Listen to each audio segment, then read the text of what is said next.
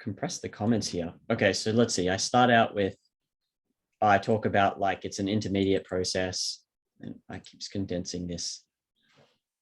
And then you say it would be, so I talk about the inference being the jump between the premises and the conclusion.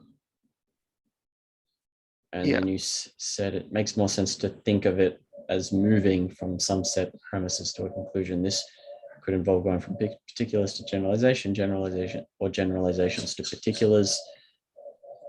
I looked up the definition. Yeah, go. I'll explain first, at least. So, I mean, generalization is going from something like saying something about snakes. Say some snakes are green. Then you would conclude all snakes are green. That would be a generalization. I'm not regarding if it's true or just that'd be a generalization going from some to all. And that could be an induction. In that case, I would say that is an induction. But I think you could go from general to particular to say that about animals, you can conclude about, get something more narrow that you didn't know before, I think, through induction to be like, what would be an example of something more narrow from like all the sum? Sort of think of an example. I mean, most of the time generalization would be, most generalizations are inductions, but I get to go from particular to particular. So you could induce something about you as an individual based on other things you have an individual have done. I think you could go from that way. So I'm just saying it's not necessarily a generalization, even though all generalizations would be inductions, I would say. Say that again, sorry. So it's not a generalization is not necessarily an induction? No, I'm saying generalizations are, but not all inductions or generalizations. They could go from, I can't think of an example right now. Yeah, okay. This could be mistaken, but I think you could say in sometimes you could go from something more general to something more specific. And that could be induction if you're arriving at something new that's related to what you were saying, but something new that you couldn't have arrived at just by taking your deductions. I mean, there might not be many examples, but I feel like there's something. I just can't come up with one right now. Okay. And then you said you might consider using abstraction instead of generalization, but I looked it up.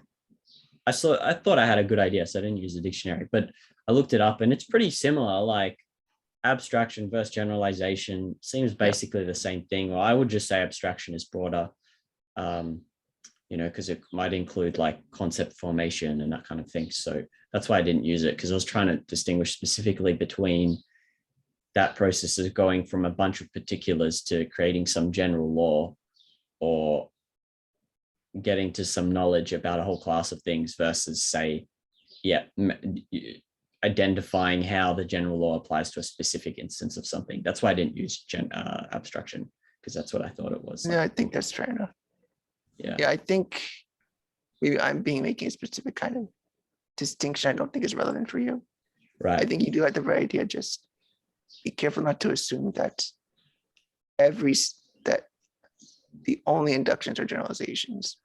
I say just be on the lookout just in case, even though that'd be rare probably. Yeah. But most of the time, just generalizations are inductions saying from some of something to all of something, like what something does by nature, so that everything that is that entity does that thing. That's where you're arriving at the all statement, the universal statement. I want to go back to inference actually. Is there nothing more I can say about that than it's a jump between the particulars to the general to the particulars? Like it's, I don't know. I'm not sure how satisfied I am with that. Just saying it's like the jump, but it's the going or I can't get any further underneath it, right? Unless I'm studying some special science. We could think of it as making any claim into an all statement.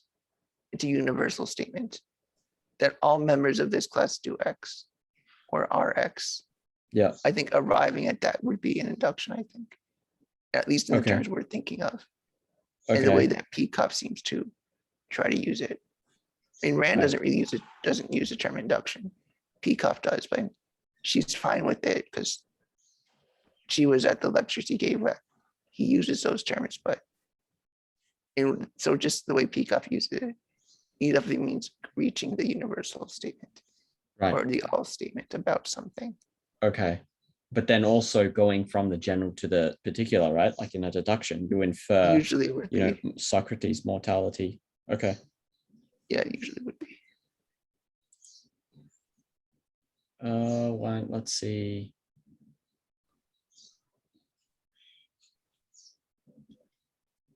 Inferring something more general. Oh, I think you said you can't think of any examples now, right? This is what I think. That's what I'm asking. What's an example of going? Yeah, okay, I wouldn't. Yeah, I could be entirely wrong about it too. So don't worry about it too much. Yeah, okay. Let's see. So I said as an example of a deductive thinking, I was like, or generalization, sorry. It's proven by science. And so you said, well, you're taking it wouldn't be evidence because it's the conclusion you're trying to reach. But the way I interpreted that was different, which was it's a claim and the claim has some credibility. Right. So it adds weight. If you want to think about it probabilistically, since I can't do the research myself, I can't make the assertions. It's more like science has a reputation, science has accomplished this. Therefore, in my mind, it stands as having some credibility. Therefore, that adds something to it, something like that, right? Yeah. So you could say it's I don't know what kind of induction that is, but it's like integrating knowledge I have of the world. Which okay, I think we could classify it better then. I mean, I guess we could say there's evidence, because there's evidence that of the observation, or you could say evidence of credibility, but would credibility be evidence? And I guess it could be. Well, I guess but it doesn't really demonstrate the truth of anything. That's true. And I think you could say it's evidence for, well, I'm not sure how you would classify it, but I don't think evidence really applies here to the claim. It's not really evidence for the claim. There's nothing to do with observations about mental function, unless maybe you're saying that these are derived from observations of doctors. You might be able to say that there's some veracity to the claim, but I don't know if I'd call it evidence of the claim. I mean, I guess that's being really picky about it, but we could just say it's evidence of the veracity of the claim, just to be specific. So we're not treating it like, oh, somebody saw it, as much as it's evidence that somebody else has reached this conclusion as well. You could phrase it that way and think of it that way. Not just somebody, not like just a random person, right? It's sort of like when you rely on experts and you don't know for sure, but you reach some kind of conclusion on the basis of what they're saying, or factoring that in with other knowledge you have, right? So it's like that. But anyway, I don't know. That's what I was getting at though. Yeah, I mean, you could classify it differently then. You could take different kinds of evidence. I think we could classify different evidence. We could say evidence for veracity of claims. We could have evidence for like evidence, observational evidence. Right. We could have deductive evidence in the sense that if something holds to be true, then that could be evidence that there's reason to believe. Because you could have direct evidence or more like inferential evidence. You could classify it like that. Or you could have evidence that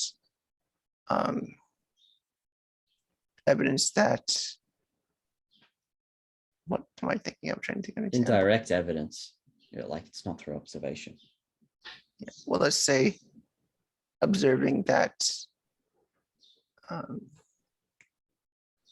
say birds eat seeds. Yeah. To observe them is one kind of evidence. I mean, you're observing directly, you have sensory evidence. You could have evidence of the kind just Well, there's all sorts of kinds, that's all. So you have to think of it that way. What's for the claim itself, for the actual thing you're verifying. Sorry, I didn't quite follow that. So what do I need? What is, yeah, I didn't quite get that. What I need to think about evidence in a, what categorize what evidence is for generalization?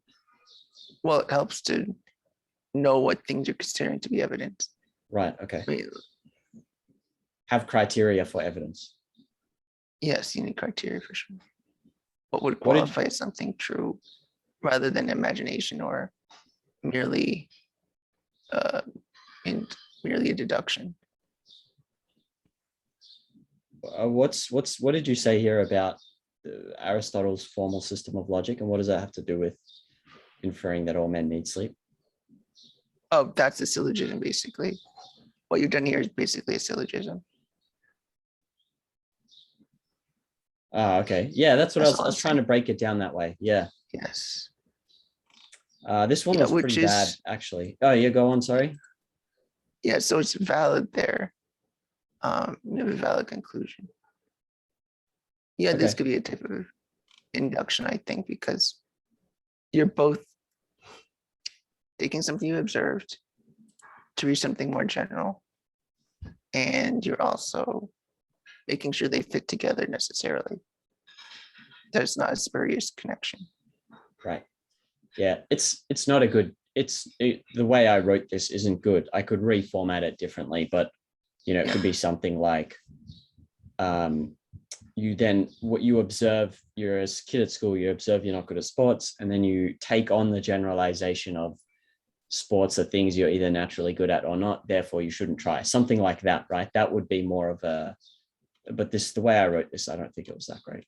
So Yeah, I think as a syllogism, it's fine though, by the way.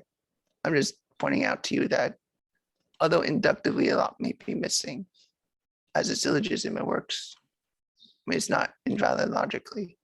I mean, that is kind of the form you want to make right, something valid and true. right. And I thought of another way to think of your evidence there. You could have evidence for different premises. You have to classify what the premise is, maybe. Like something like, I have observed that, well, what qualifies evidence has to do with observations. Or if it's not observed, you can't have evidence like that, or you wouldn't want to begin at that level with your starting premises. You want Right. observation, not other things. But the other one could be like your conclusion, or all men need sleep, which is another premise or part of your argument.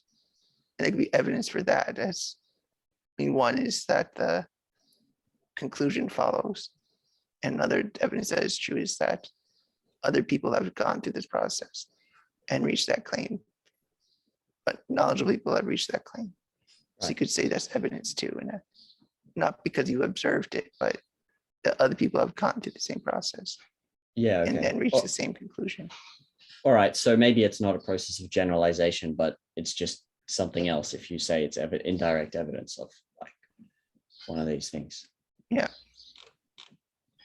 Yeah, so all this stuff I wrote this originally because I was doing that inductive essay on reason as, man's crucial means of survival and so on. And I'm like, oh, well, actually, part of the difficulty is that there is all this stuff around me and I don't know how it got there, as in like, there's some vague knowledge of, what's required to cook, to prepare bread or whatever, to cultivate wheat and everything else you need, but it's quite disconnected from day-to-day life, which makes the induction, I don't know, maybe a little bit more difficult. And you said here,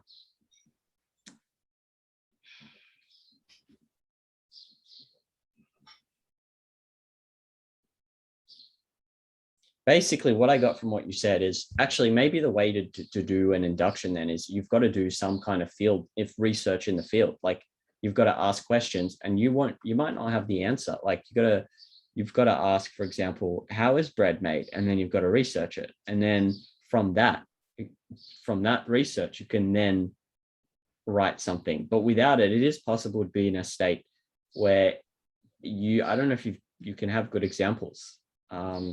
Anyway, that's my takeaway, that maybe field research is necessary for inductive essays. Yeah. I mean, if you really want to get it, yes, you'd have to.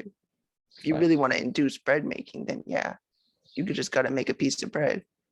You do the research and make the bread. It's like, if I want to tell someone if they really want to understand the principles of bread, you have to make it. And same with biology or life. Like, if you want to understand the concept of life, you got to sit outside one day and watch animals.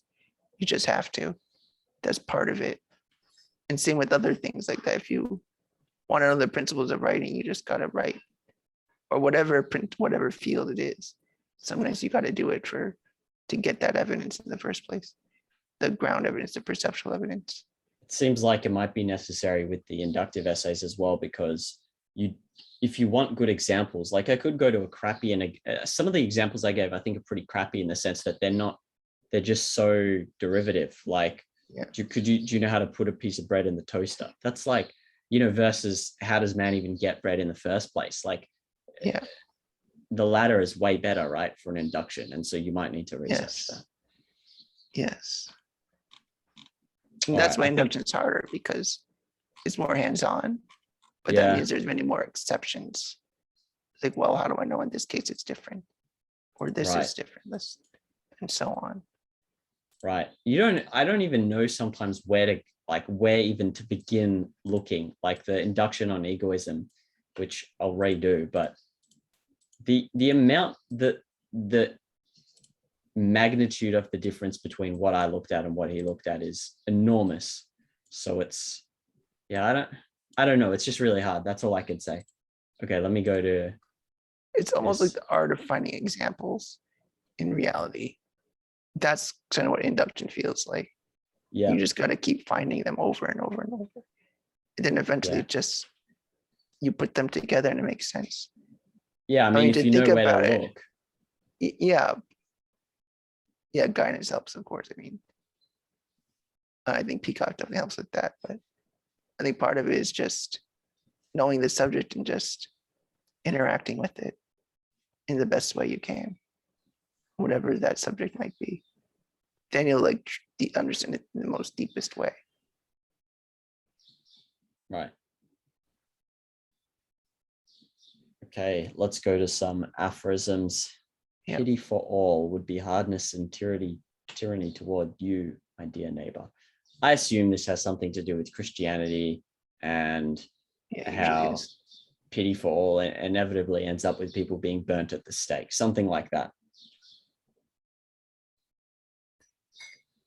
Yeah, ultimately it is hardness towards other people. It's not kindness or happiness. It's just something hard and harsh, something strong against somebody. It's not kind, that's for sure. As kind as anybody want to say it is. Christianity. Yeah, it ends up just killing people or just being mean. Not necessarily that you judge this as bad, but that's what it becomes. It's what it is. It's not as nice as it says it is.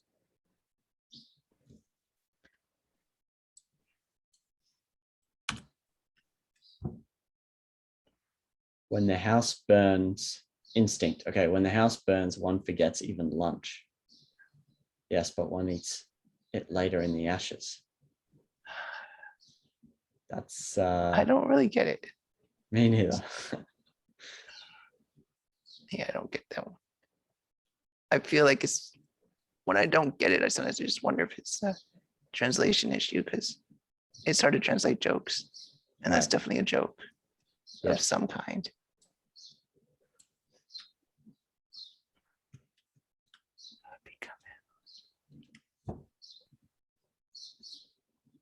I don't really get this either. The man of knowledge might well feel like God become animal. Don't know. Yep. I think the rest makes sense though. This one. This is just like existential about love, I would guess. Just look at that. Like, it's doubting that even you could be loved. Like, it's just self-doubt. That's all it is.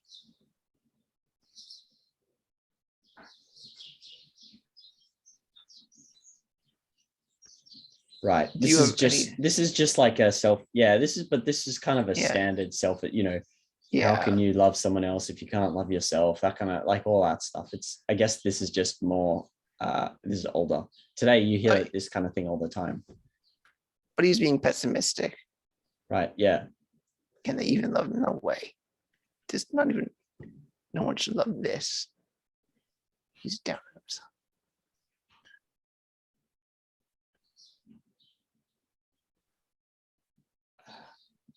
I don't know what he means by danger. Danger.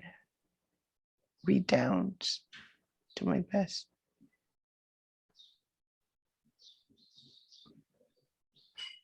I'm not. What does redounds mean? I don't actually know what that means. I don't know either, but Peacock uses that word a lot. Let me actually just look it up. Redounds. Yeah. Contribute greatly to, come back upon, rebound upon. So it seems to be like some kind of karma. I think he's almost saying there's a danger in this kind of happiness because you end up loving everything. And I think that's what he's saying is dangerous. Right. It's like, oh, I love everything. Who wants to be loved? That's funny. That's so funny. It's true. Yeah. Like there's definitely, yeah, I had a friend message me yesterday and I was supposed to meet her and she bailed on me 2 times in a row. And I was like, oh, just reach out when you want to spend time with me because I'm not going to reach out to you right now. And then she messaged me recently and she's like sending all these exclamation marks and like just like saying how great her week was. And it's just so obvious she's happy. And it speaks to this quote. Like suddenly she's like, oh, let's meet up soon. It does affect people in that way. Yeah. That suddenly everything is good and the best. Now, this one I think is really good. This is a good one. Okay, let me read deep, it. I think.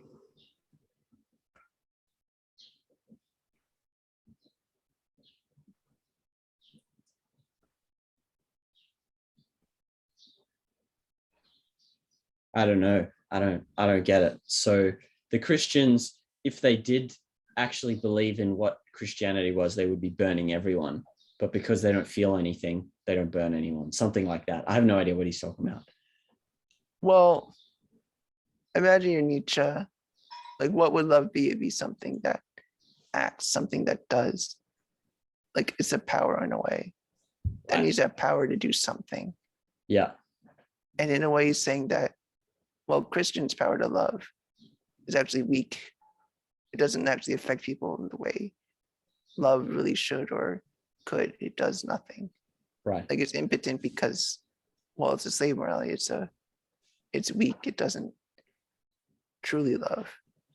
And if they were strong, they would burn everyone. But their love is so weak that they don't love you so much with their passion for Christ or something that it's not so powerful that they could actually accomplish burning you, like, or try to like get rid of evil in the world or something. That their love isn't strong enough to do that.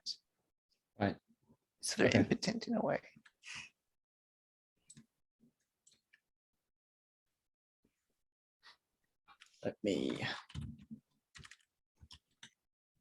But that is an interesting distinction that he's trying to point out, that even take what anything a Christian believes, is their love really powerful?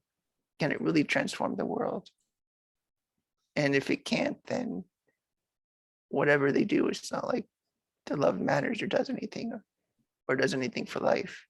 Right. It's like at a standstill in a stasis.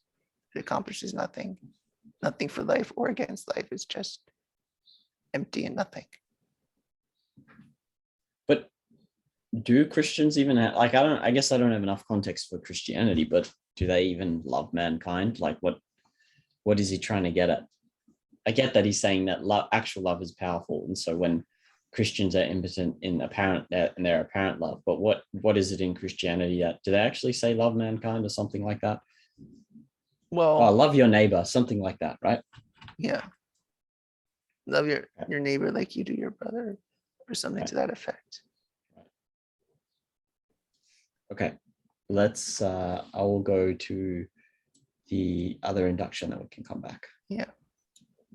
Egoism? Yeah. I've already got the template for the proper one, but I'll review Yeah. what we discussed.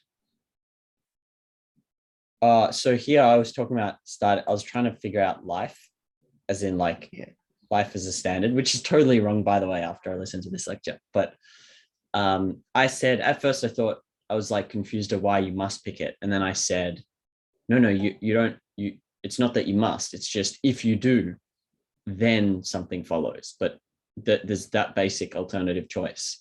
And so I'm saying actually it doesn't need to be chosen from what I understand. It is a choice. It's like a root choice. And then what you say from there determines how you think. Like if you say, okay, I choose life, then it follows that you must do this and that and this. But you said, why couldn't I say that moving towards life is instinctual or something like an instinct? I would have said to that, well, wouldn't that just be determinism? Like, aren't we assuming? I'm basically in this essay. I don't know if I should have assumed this very well. I have no idea. Your but assumption.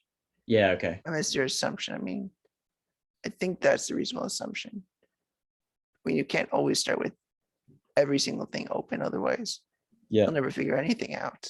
Right. So we could take that for granted sometimes. If you're doing something like this, you can't just start from scratch for everything. So I think it's fair for this case. So assuming that you can make your own choices, yeah, that is what's going on here. There is that fundamental choice.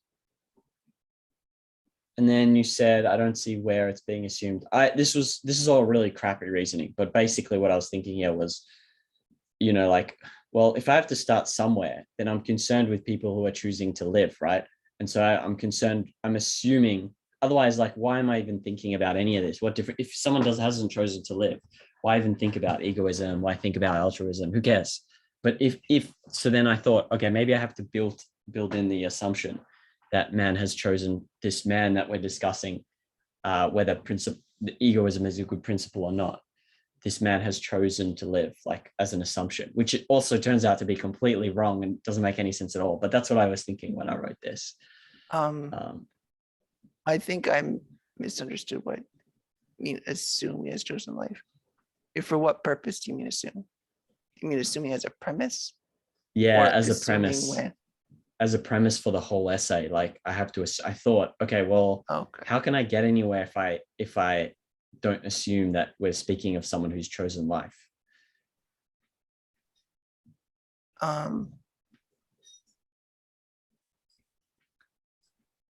Yeah, I think that's fine. I mean, I think that's just simplest. Like, if one chooses life, then something follows. So egoism can only be relevant in the case when somebody chooses life. So in a way, yeah, that's fine to make an assumption, as long as you always know that the question only matters, or the answer only matters if you ask this question, or take this as the beginning. But if you don't make that choice, then yeah, it doesn't matter. So morality only matters if you make this choice. And that way you can make an assumption. So this is where context. I would say it's the assumed context. That would make more sense. Without that context, it's irrelevant. It's nothing if it's without the context. This is where I was confused when I was writing this. Okay, so I thought the way to go was thinking about life as the standard, but I know that's wrong now, because that's something you reach way later. Actually, egoism is something you reach in induction way before you reach life as the standard. And so I still don't know this, and I guess I have to get there over time. But the confusion is, I don't even know if you say life is the standard, does that mean your life is the standard or someone else's? But the problem is that you don't until you induce egoism, you can't get to something as difficult as life is the standard. Yeah, I think so. Yeah, that makes sense. Do you think people understand? Like, I've read OPA and I've gone through with a lot of questions, and this is still where I'm at in my development. And I assume tons of other people would not actually get much of this, because it's not easy. So I think most people, I think the average person makes mistakes on this. Even when they think they get it, they still don't, because it's so difficult. I mean, the words make sense. Yeah, when that's you read it. OPAR and all that, but when I've seen people talk about it, it's never really what Rand meant, and the depth she meant it, Right. which is fine sometimes if you're just learning, but especially people who are critical of Rand, like who don't like her, they're the ones who especially miss the point. Like Right. they're making it like, oh, she deduced everything. Well, the reason it seems confusing is because there's an order of development of these concepts. They're not just concepts that you just then adopt. They must be understood gradually as a Yep. system rather than individually. So it's very difficult. I mean, it's as difficult as you can imagine. It's like Rand is like Aristotle in so many ways, and you already know how difficult understanding Aristotle is. And Rand makes things almost easier to understand, but even then it's still difficult because there's so much information. Yeah, I think so. I think deceptively easy. Like when you read it, like you said, the words make sense, but then to dig it deep with examples and then know where to look without anyone telling you is ridiculous. So Yeah. With this, what I was going to was I'm laughing because of how ridiculous this looks now after I've seen the template for how you're supposed to actually do this. But I was thinking like, well, if it's a basic alternative, life and death, then the laws of logic would say it's not possible.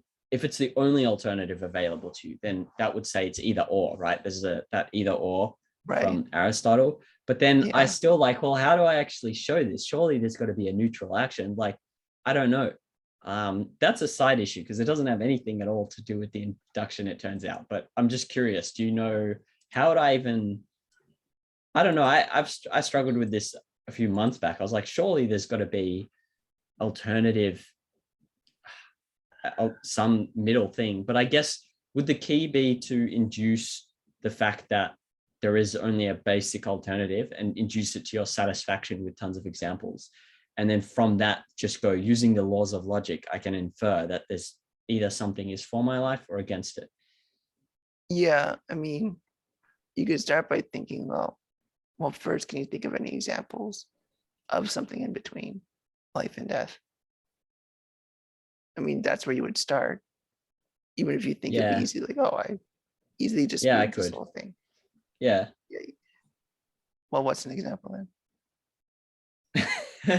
Well, I would have said something like, well, see, I'm trying to get rid of what I learned in this last lecture that I All listened right. to, but I would have said something like, I don't know, when a parent when people decide they want to have a child, or when someone, whether you eat a hamburger, or whether you eat a sausage roll, or whether you eat grape salad, like there's certain, I would have thought that there's so many, I could probably give more that I would have thought would be it. We could analyze this deeper, but that I was sort of getting at, like, that just seemed, I could go for a run, or I could go for, actually that's no good because they both enhance life, but yeah, I think there's methods to deal with that, but we could discuss that another time if you'd like. Yeah. That's not essential right now, but that is a relevant question. There's certain things like that. That's logically, sometimes there are issues that you have to work through, which aren't necessarily inductive as much as how you construct the argument. So I thought, okay, maybe the way I have to get to inducing that egoism is man should be the beneficiary of his own actions, was maybe I have to show no other alternative is possible to him. Like you can't actually achieve it. But that is not, I know now that that's definitely not it either. Actually, you know what he said in the lecture? He said that this is rationalism. Exactly. It's the mathematical method of trying to show the alternatives are absurd, therefore this is the right method. But he said that because philosophy isn't mathematics, you can't just reductio ad absurdum every alternative and then say therefore this, which is what you do in maths. You have to still show why, which now I know actually. So that's true.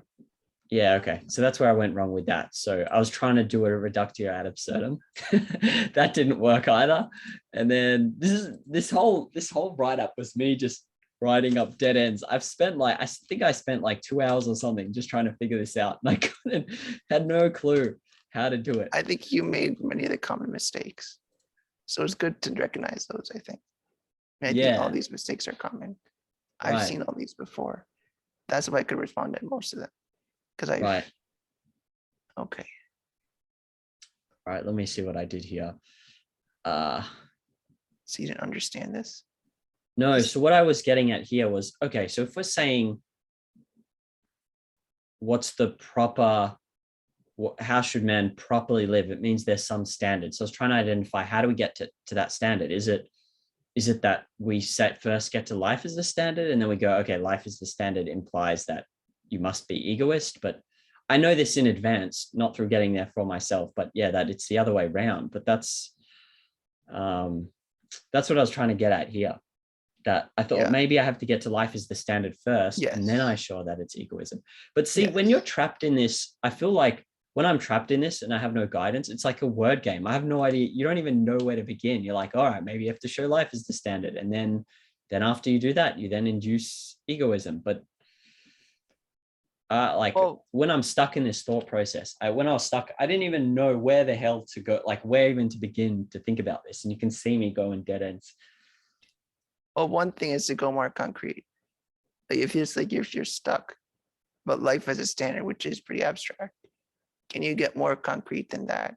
Can you phrase your thinking in a more concrete way, or what your subject matter is closer to the perceptual level?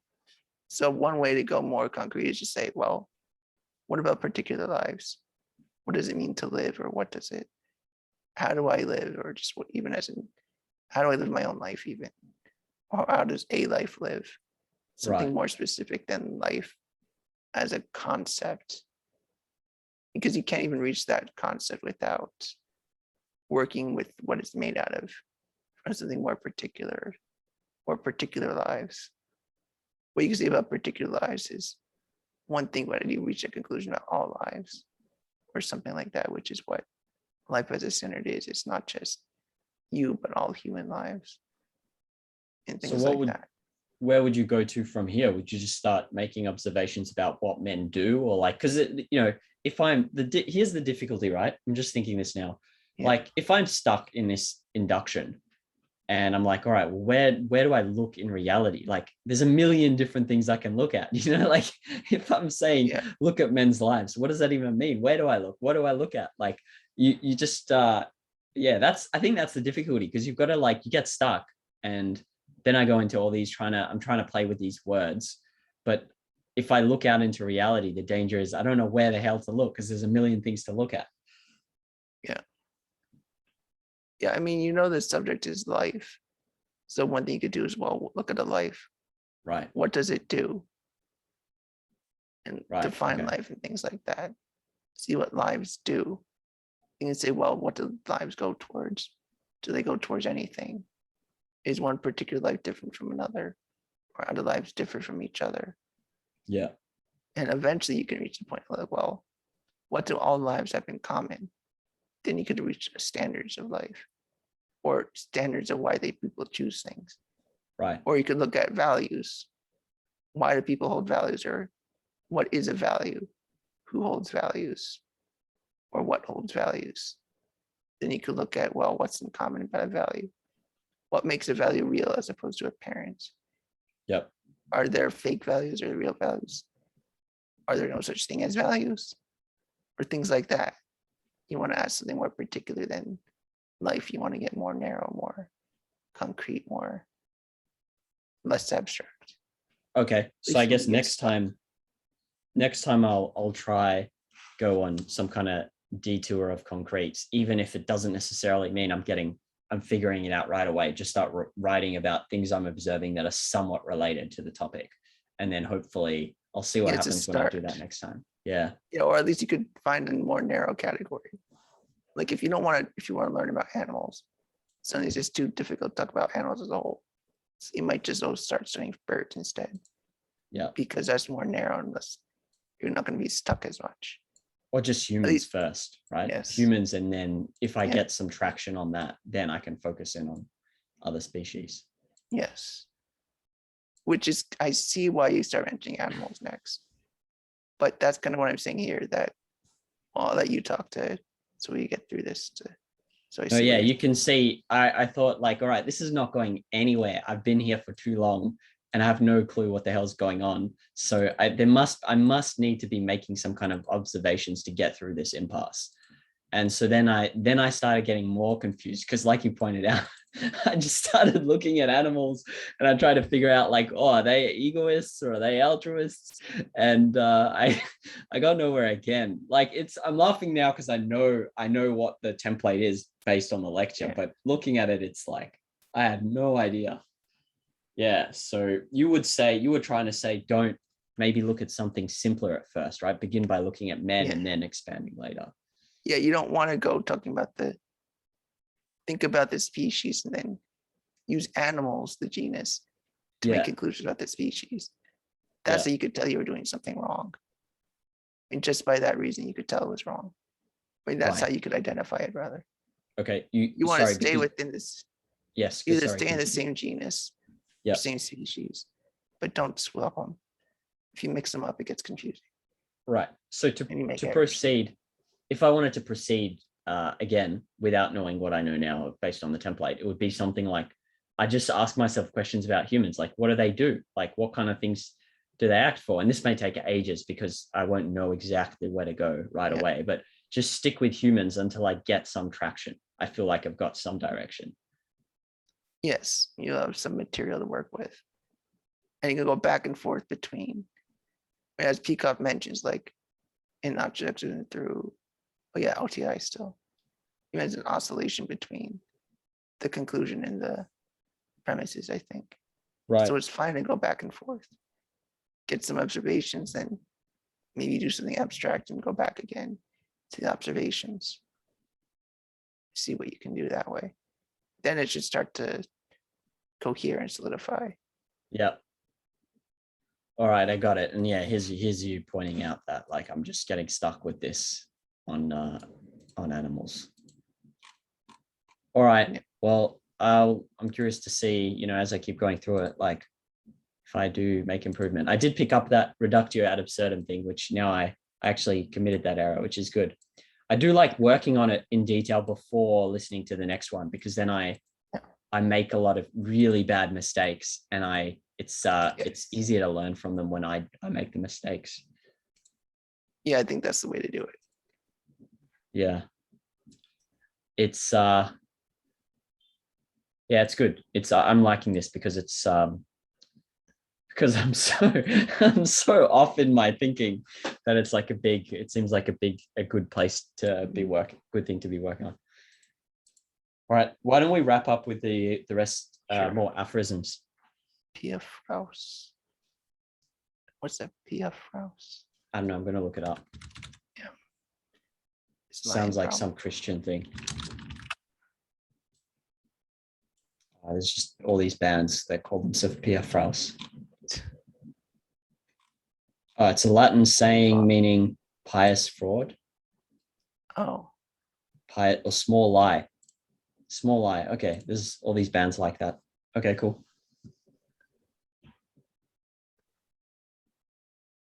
So he's being ironic to begin with because of the scare quotes. Piety of the free spirit.